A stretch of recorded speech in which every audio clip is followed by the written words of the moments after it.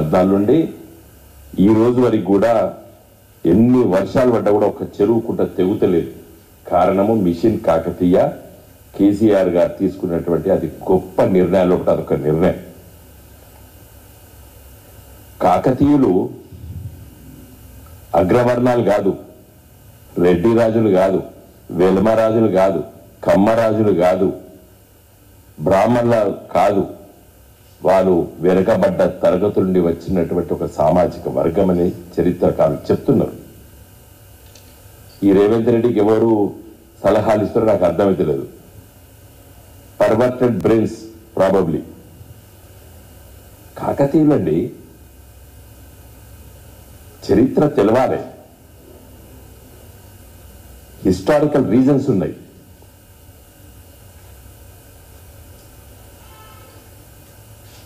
చార్మినార్ నువ్వు అవునన్నా కాదన్నా కులీబ్ కుతుబ్ షా వంశం, నైజాం పరిపాలించినటువంటి ప్రాంతం అనేది. చార్మినార్ అంటే హైదరాబాద్ మహానగరం, మహానగరం అంటే హైదరాబాద్ అంటే చార్మినార్.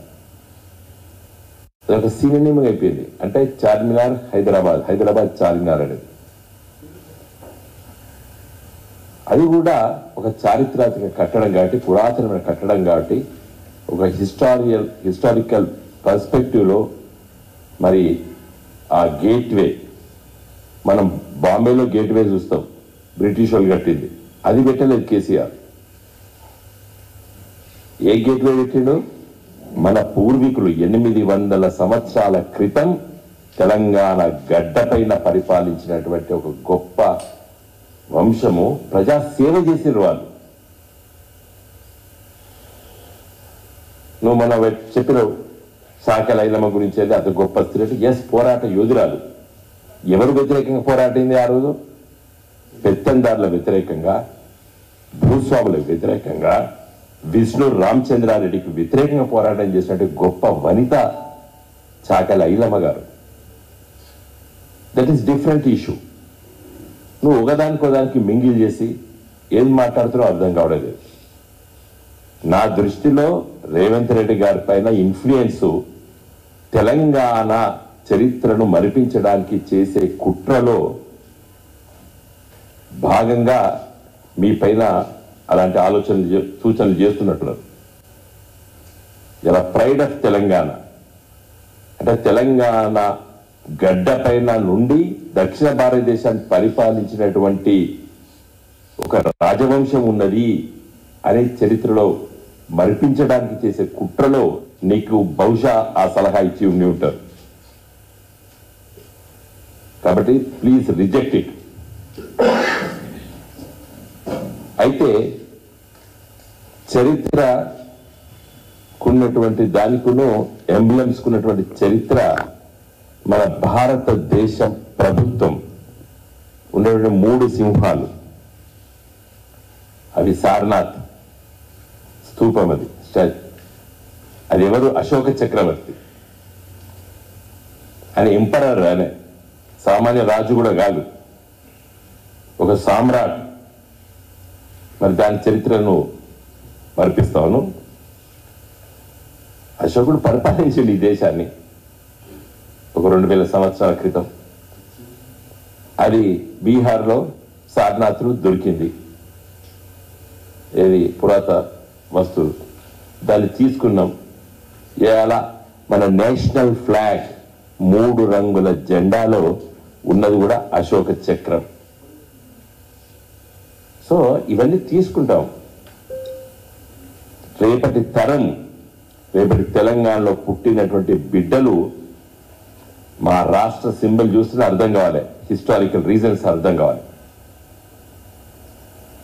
నీకు కాకతీయులది త్రికుట ఆలయాలు, 1000 స్తంభాల గుడి కానివ్వండి, కరీంనగర్లో ఉన్నటువంటి కొత్తపల్లిలో ఉన్నటువంటి త్రికుట ఆలయం కానివ్వండి, మన కరీంనగర్ పక్కకు నగునూరులో ఉన్నటువంటి త్రికుట ఆలయం కానీ, ఎక్కడ చూసినా కాకతీయులు కట్టింది శివ, బ్రహ్మ, విష్ణు ముగ్గురిని. ఎంత గొప్ప! అప్పుడు ఈ ముస్లిం దండయాత్రలు జరగలేదు, ఇస్లాం రాలేదు. హిందూయిజంలో ఒకటే శైవ వర్సెస్ వైష్ణవ ఉన్నటువంటి క్రైసిస్ ని ఎంత సులభంగా వాళ్ళు పరిష్కరించారు. ఎంత గొప్ప మేధాశక్తి! త్రికుటాలు వేసవి కూడా పోయి చూడు రేవంత్ రెడ్డి గారు. సో హిస్టారికల్ పోయి రామప్ప పోయి చూడు, లక్నవరం పోయి చూడు, పాకాల పోయి చూడండి, మన నల్గొండ పక్కకున్నటువంటి పానగల్ దగ్గర ఉన్నటువంటి అదే సముద్రం ఉదయ సముద్రం, సింగ సముద్రం వీర్లపల్లి దగ్గర ఉంటుంది.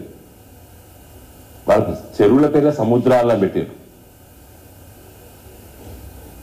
కాబట్టి అంత గొప్పగా నిర్మించారు వాళ్ళు. మళ్ళీ వాళ్ళు ఈనాటి సోకాళ్ళ అగ్రవర్ణాల కులాలకు సంబంధించిన వాళ్ళు కాదు వాళ్ళు. నువ్వు అది కూడా నిన్న మొన్న మాట్లాడినావు. మీ దృష్టి అంతా కేసీఆర్ ఏం చేస్తే అది మలపాలనేటువంటి ఉద్దేశం తప్పితే ఇంకోట్లేదు. అల్టిమేట్లీ ఇవాళ మీరు ఒక చీఫ్ మినిస్టర్ పొజిషన్లో ఉన్నారు. ప్రాగ్మాటిక్గా ఉండాలి. మీకు చెప్పేటువంటి సూచనలు చేసేవాళ్ళు ముచ్చట్లు వినండి, వాళ్ళ ముచ్చట్లు. ఎందుకంటే మిమ్మల్ని గెలిపించడానికి వాళ్ళు పాపం మీకు తోడుగా ఉన్నారు కావచ్చు.